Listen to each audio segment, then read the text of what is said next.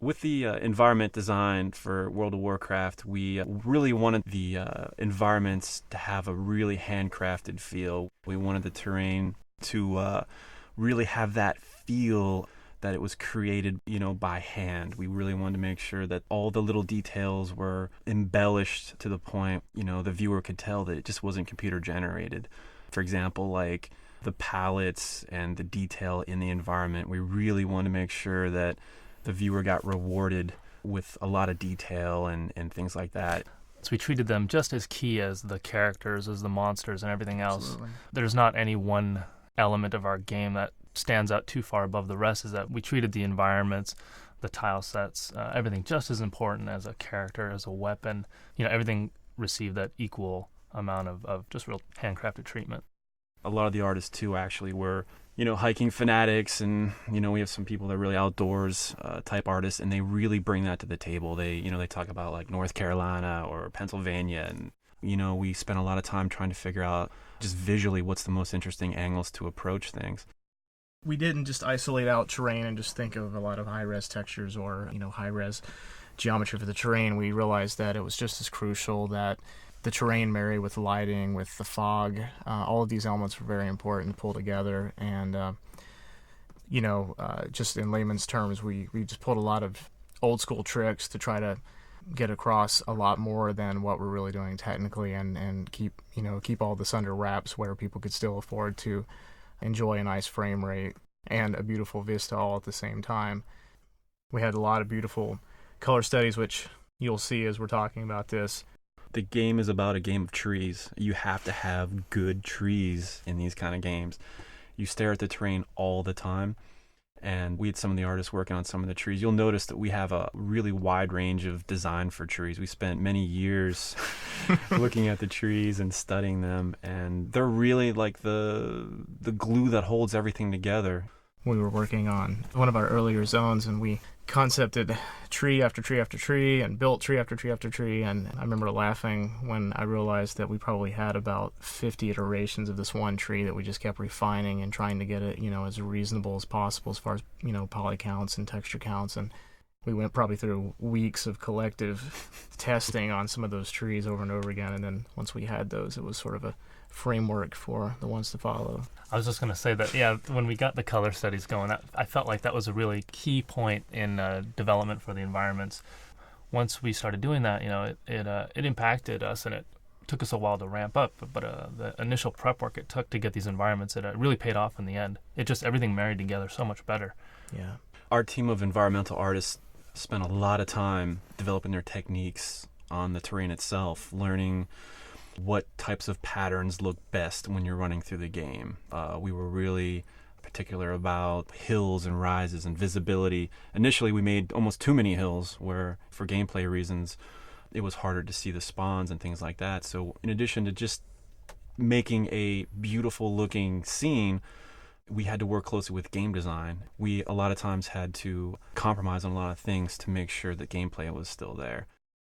We wouldn't just do one of them for a zone, we'd also do one for different times of day. So we'd have one that was drawn to illustrate what the daytime light settings would be. We would do some for the evening time settings. We found that the sunrise and sunset were some of the most fun values to work with and offered like some of the best lighting. We actually enjoyed them so much, a lot of times we would purposely kind of let the keyframing be very loose. Mornings and evenings actually bleed in very heavily to noon and to midnight, so that you got to enjoy some of that dusty sort of feel a lot more of the day, because it was just more dramatic and just pretty. It was basically just really the sunset lasts for like 8 hours in our game or something like that. Just because it looks so cool, it just runs all day. We wanted to make sure the palettes of the zone reflected somewhat in the race, very subtly. For example, the undead area of Tirisfal Glades, we wanted to kind of keep it cool colors, muted. Yeah. For the night elf areas in Teldrassil, we wanted to infuse some of that color back in there, and we were careful to keep the palette, maybe 2 colors, trying to keep it simple as possible.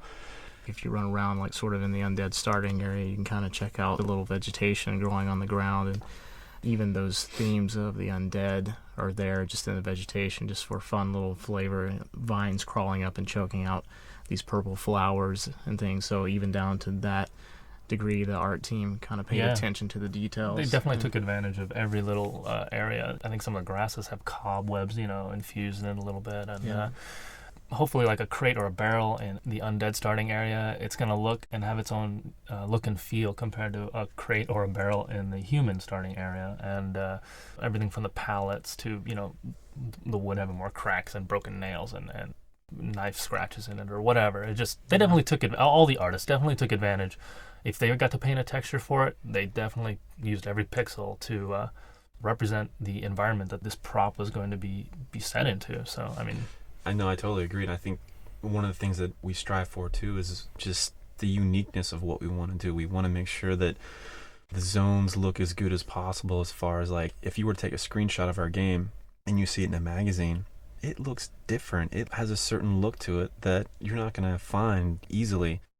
Working on a game of this scope and detail really pushed the art staff to really just think about what actually we're doing. I mean, it's so much different than the usual type of games we're used to making, that you're creating an entire world. You're creating the atmosphere and lighting and terrain and the look and feel. And sometimes it's really interesting. You'll be working on a piece of environment and you'll get stuck, and then you'll drive home and see the sunset or see some kind of imagery that inspires you. So, and then you go back to work the next day and you're like, oh, I saw this, the sunset yesterday, and it totally changed what we should do.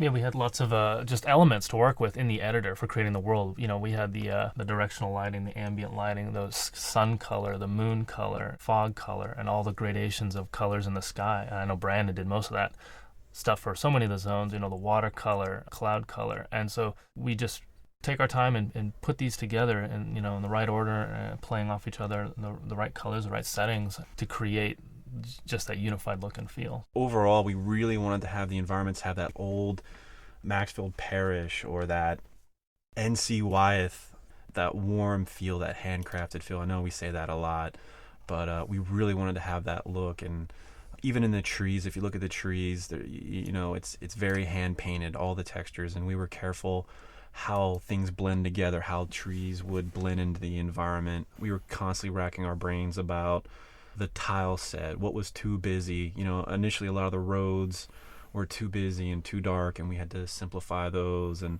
it was definitely a learning process, for everyone. But kudos to the team, though.